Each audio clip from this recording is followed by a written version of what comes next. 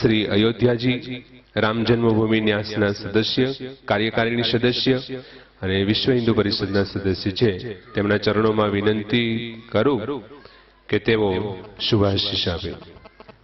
રામ જય રામ જય જય રામ.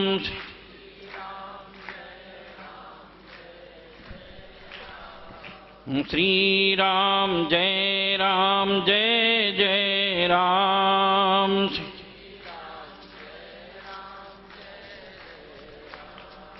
श्री राम जय राम जय जय राम.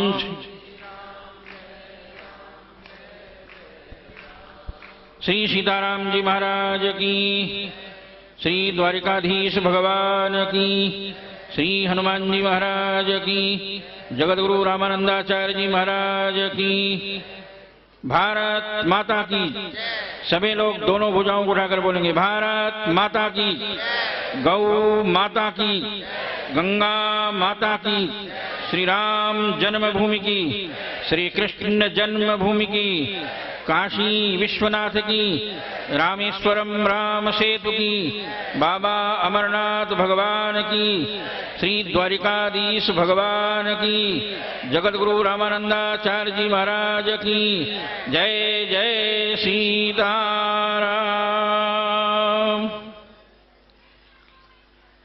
ओम नमः परमहंसास्वादित चरणकमलचिन्मकरन्दाय भक्तजनमानस निवासाय श्रीरामचंद्राय. परम सम्माननीय भारतीय संस्कृति साधना के प्रतीक, हिंदू धर्म के सजग प्रहरी, सद्धर्म संरक्षण विचक्षण वरेण्य लोकोत्तर गुणगण निलय, विद्वज्जनमानस स्मराल शरदय हृदय शिरोमणि, बीतरागी विरागी त्यागी तपोनिष्ठा, जगत गुरु रामानंदाचार्य पूज्य स्वामी राम नरेशाचार्य जी महाराज, आज के इस कार्यक्रम के अध्यक्ष परम सम्माननीय श्री आत्मानंद सरस्वती जी महाराज, इस कार्यक्रम के आयोजक श्री महंत बापू जी महाराज, मंच पर विराजमान सभी पूज्य संतगण, उपस्थित महानुभावों, माताओं बहनों, आज परम सौभाग्य है द्वारिकाधीश भगवान के इस पावन प्रांगण में पहली बार मुझे भी इस कार्यक्रम में दरबार में आने का सौभाग्य प्राप्त हुआ. बड़े भाग्य से ऐसा अवसर प्राप्त होता है. अभी आप सब लोगों ने हमारे विद्वान वक्ताओं के द्वारा बड़ी सुंदर चर्चा सुना. द्वारिकाधीश भगवान के पावन प्रांगण में राम कथा को सुनकर आप सब लोग कई दिनों से आह्लादित हो रहे हैं. वस्तुतः राम शब्द ही ऐसा है कि राम शब्द को छूने मात्र से ही दुनिया के पाप ताप संताप सदा सदा के लिए भस्म हो जाते हैं. धोखे से भी जैसे कोई अग्नि को छूता है तो अग्नि का काम जलाना, वैसे धोखे से भी कोई यदि राम का नाम ले तो राम का नाम लेने से लोग मुक्त हो जाते हैं. हमने अयोध्या में संतों के द्वारा सुना, प्राचीन बरही राजा ने उनके राज्य में चोरी करने वाले किरातों को जेल में बंद कर दिया और जब उनको फांसी की सजा होने को आया तो राजा स्वयं बैठकर उन चोर किरातों से पूछा कि भाई कौन सा तुम ऐसा पाप किए हो जिसके कारण तुमको आज फांसी की सजा हो रही है. उन किरातों ने कहा, नहीं महाराज, मैंने कोई बहुत बड़ा पाप नहीं किया. पूछा क्या किया? कहा, बनी चरामः बसुचा हरामः नदीन तरामः न भयम स्मरामः. कहा मैं वन में विचरण करता हूं और राजा के राज्य में चोरी करता हूं और नदी को तैरकर इस पार से उस पार जाता हूं, न भयम स्मरामः, मुझे थोड़ा भी डर नहीं लगता। ऐसा किरात चोर लोग अपने चोरी का वर्णन कर ही रहे थे, तब तक भगवान राम पुष्पक विमान से सामने उतर गए। प्राचीन वरी राजा को बड़ा आश्चर्य हुआ।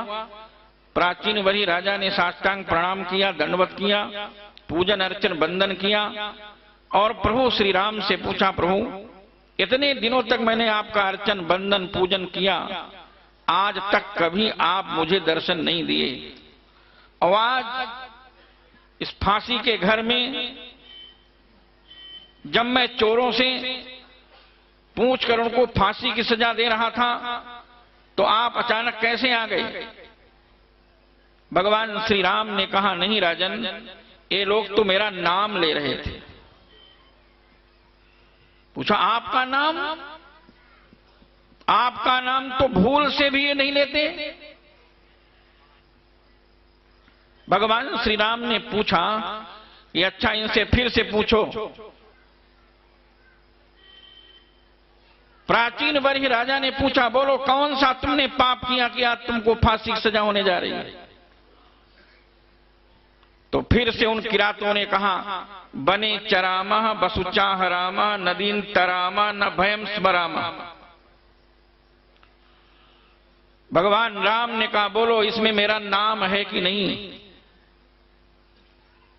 चरामा तरामा हरामा में सब में मेरा नाम है।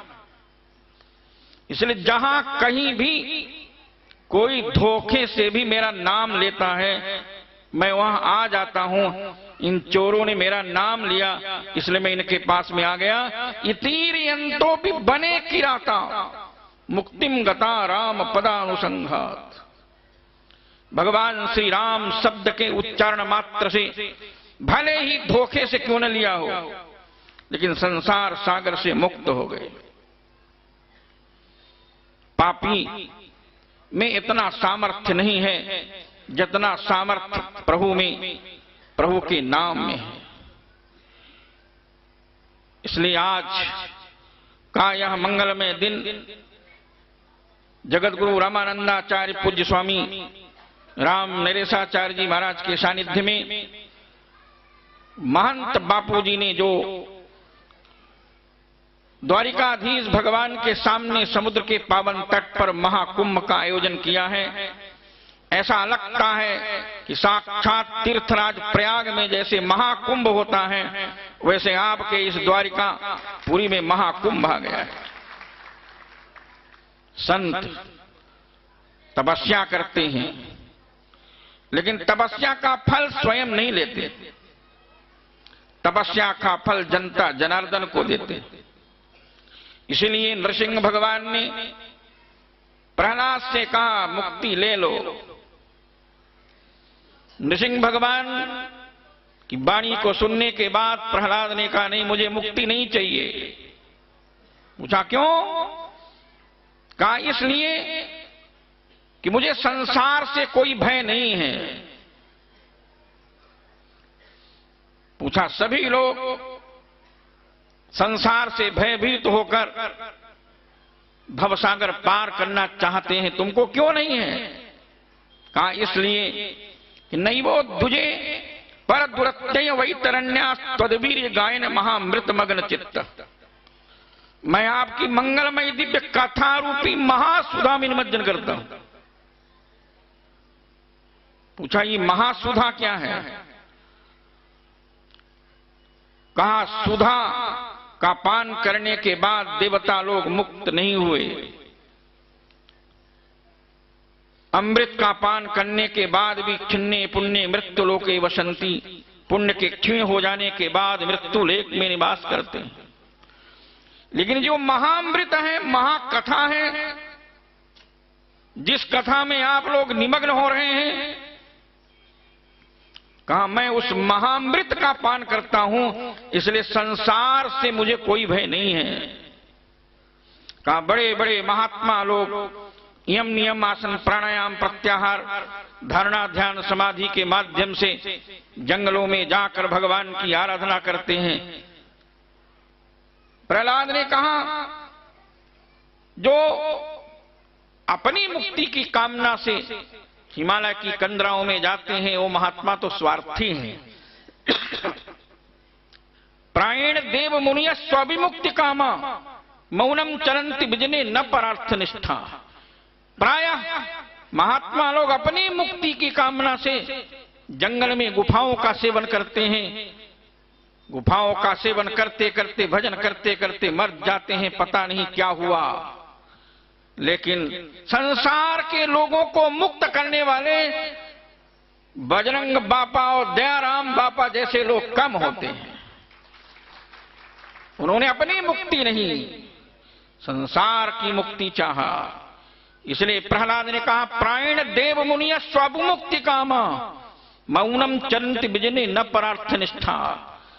महंत बापू भी चाहते तो हिमालय की तराई में जाकर गुफाओं में राम का नाम लेकर मुक्त हो सकते थे, लेकिन उन्होंने सोचा नहीं जी, गुफाओं में जाकर भगवान का भजन करने के बाद मैं केवल अकेले मुक्त होता, ये गुजरात के राम भक्त लोग मुक्ति से वंचित रह जाते। इसलिए गुजरात के सभी लोगों को राम भक्तों भी मुक्ति प्रदान करने के लिए महंत बापू जी ने आप सब लोगों के बीच ऐसा मंगलमय दिव्य कार्यक्रम कराया है। मैं तो निवेदन करना चाहता हूं, यदि देश के संत इसी प्रकार संसार के लोगों को मुक्त करने के लिए, आतंक से मुक्त करने के लिए, भ्रष्टाचार से मुक्त करने के लिए, अपराधियों से मुक्त करने के लिए, पाप से मुक्त करने के लिए महंत बापू जैसा काम करने लगे तो भारत से आतंकवाद सदा सदा के लिए समाप्त हो जाएगा।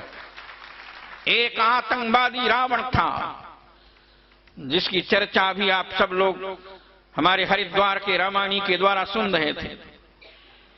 उस आतंकवादी रावण के आतंक से सारे ब्रह्मांड के लोग त्रसित थे। भगवान श्री राम ने उस आतंकवादी को चैलेंज दिया था। रामचरितमानस में आप सब लोगों ने सुना होगा, निश्चरहीन करो मही भुज उठाई प्रणकीन। भगवान श्री राम ने प्रतिज्ञा किया था अपनी भुजाओं को उठाकर मैं निशाचरों का वध करूंगा, और भगवान श्री राम ने अपनी प्रतिज्ञा की पूर्ति किया। यह बात सत्य है। हरिद्वार के रामायणी जी की बात का मैं समर्थन करता हूं। राक्षस वध से पहले राक्षसी का वध होना जरूरी है। इसलिए खरदूषण के वध से पहले भगवान श्री राम ने शूर्पणखा का नाक कान काटकर रावण को चुनौती दिया था। जैसे भगवान राम ने त्रेता में लक्ष्मण के द्वारा शूर्पणखा की नाक कटाकर आतंकवाद को चैलेंज दिया था, आज भी हमारे देश के लोग यदि विदेशी शूर्पणखा की नाक कान काटकर चैलेंज दे दे कि दुनिया की कोई ताकत भारत को इस प्रकार पराधीन नहीं कर सकती, तो फिर भारत से आतंकवाद सदा सदा के लिए समाप्त हो जाएगा। भगवान श्री राम के छोटे भाई लक्ष्मण ने शूर्पणखा की नाक काटकर जैसे रावण को चुनौती दिया था, और वह विदेशी शूर्पणखा और वह विदेशी रावण जैसे भारत में आतंक फैला रहा था, और उसके डर के मारे भगवान श्री राम के पिता महाराज दशरथ ने भी श्रीमद् वाल्मीकि रामायण में साफ शब्दों में कह दिया, मैं जानता नहीं था, मैंने आपको वचन दे दिया कि मैं चलूंगा चतुरंगनी सेना को साथ में लेकर, मैं अपने बेटे राम को नहीं भेज सकता, लेकिन मैं अब जान गया कि रावण की सेनाएं बक्सर में रहती हैं, इसलिए मैं तो न तो मैं जाऊंगा न मैं अपने बेटे राम को भेजूंगा। मैं जानता हूं रावण कितना बड़ा आतंकवादी है। महाराज दशरथ भी उस समय असमर्थ हो गए थे। इसलिए भगवान श्री राम ने उस रावण को चैलेंज दिया था, और केवल एक रावण को नहीं, उस रावण के द्वारा देश में जो आतंक फैला हुआ था, उस आतंक को समाप्त करने के लिए भगवान श्री राम ने चुनौती दिया था और विश्वविजयी रावण का वध जैसे त्रेता में किया था, वैसे आज देश का हर हिंदू यदि अपने घरों में राम लक्ष्मण पैदा करे तो दुनिया की कोई ताकत ऐसी नहीं है जो भारत को पराधीन बना सके। जगत गुरु रामानंदाचार्य, आदि रामानंदाचार्य ने भी यवनों से युद्ध करने के लिए अयोध्या में एक ऐसे यंत्र को लगाया था, उस यंत्र के नीचे से जो कोई भी यवन जाता था सब हिंदू बन जाता था। आज विश्व के आतंकवादियों ने योग पर प्रतिबंध लगा दिया। योग हिंदुओं का एक धर्म है, यदि योग करोगे तो तुम हिंदू बन जाओगे। इसलिए मलेशिया में आतंकवादियों ने कहा, वहां के इमाम ने घोषणा कर दिया कि मलेशिया में कोई मुसलमान यदि योग करेगा तो उसको मुस्लिम धर्म से वंचित कर दिया जाएगा। आज मैं निवेदन करना चाहता हूं, इस देश में धर्म की स्थापना करने के लिए आदि जगत गुरु रामानंदाचार्य ने जो काम इस देश में किया था, आज भी यदि वह काम जगत गुरु राम नरेशाचार्य जी महाराज पंचगंगा घाट से उपदेश देकर हिंदुत्व के स्वाभिमान की रक्षा के लिए देश में जन जागृति करे तो दुनिया की कोई आतंकवादी संस्था भारत को कब्जा नहीं कर सकती है। आज तो रामानंदाचार्य के रूप में बाढ़ मची हुई है। अब तो जगत गुरु शंकराचार्य बनने के बाद भी रामानंदाचार्य बनने का प्रलोभन कुछ लोगों को हो गया। शंकराचार्य की पदवी को छोड़कर अयोध्या में कुछ तथाकथित संतों ने रामानंदाचार्य बना दिया। मैंने पढ़ा था एक जगह, यह कलयुग है, कलौ वेदांतिना भांति फाल्गुने बालका युग। जैसे फाल्गुन महीने में बालक होली खेलते हैं, वैसे इस कलयुग में बहुत से ऐसे लोग जो जगत गुरु पद का दुरुपयोग कर होली खेल रहे हैं। इससे भी मुक्ति की आवश्यकता है। जगत गुरु का एक अपना महत्व होता है। कौन जगत गुरु बन सकता है, कौन आचार्य बन सकता है, लेकिन उस परंपरा को तोड़ने वाले कुछ तथाकथित लोगों ने इस हिंदुत्व के स्वाभिमान को कुचलने के लिए जो कुप्रयास किया है, उसको भी हिंदू समाज डटकर सामना करें और ऐसे शंकराचार्य जो रामानंदाचार्य के छद्म वेश में हिंदुत्व के स्वाभिमान को कुचलने का प्रयास करते हैं, ऐसे लोगों को दंडित करने का प्रयास किया जाए, तभी धर्म की रक्षा हो सकती है। और इसके लिए मैं आह्वान करता हूं राम नरेशाचार्य जी महाराज को। आज इस द्वारिकाधीश भगवान के पावन प्रांगण में, समुद्र के पावन तट पर ये जो संत का कुंभ लगा हुआ है, भानुदास जी महाराज ने मुझे बताया रोज संत आते हैं, हजारों में रोग जाते हैं, पता नहीं चलता कितने आते हैं और कितने जाते हैं। यह दृश्य पहली बार मुझे दिखाई दिया। एतदर्थ इसके लिए भी मैं यहाँ के पूज्य महंत बापू जी महाराज को धन्यवाद देता हूं कि आप यदि इस प्रकार, जैसे गुजरात में आपने समुद्र के तट पर इस प्रकार यज्ञ के माध्यम से और इस धार्मिक कृत्य के माध्यम से हिंदुत्व को जगाने का काम किया है, अयोध्या की राम जन्मभूमि पर सरजू के पावन तट पर भी इसी प्रकार का यदि कार्यक्रम हो तो फिर दुनिया में सदा सदा के लिए महंत बापू की जयकार ध्वनि को कोई रोक नहीं सकता है। इसलिए मैं आज आप सबको इन्हीं शब्दों के साथ बहुत बहुत बधाई देता हूं और द्वारिकाधीश भगवान से प्रार्थना करता हूं कि धर्म की रक्षा के लिए, संस्कृति की रक्षा के लिए, अध्यात्म की रक्षा के लिए और हिंदुत्व की रक्षा के लिए जिस प्रकार जागृति का काम महंत बापू जी ने किया है, यदि देश के संत इस पथ पर चलकर देश के भक्तों को इसी प्रकार ज्ञान का, भक्ति का, वैराग्य का उपदेश देते रहें तो भारत से आतंकवाद सदा सदा के लिए समाप्त हो जाएगा।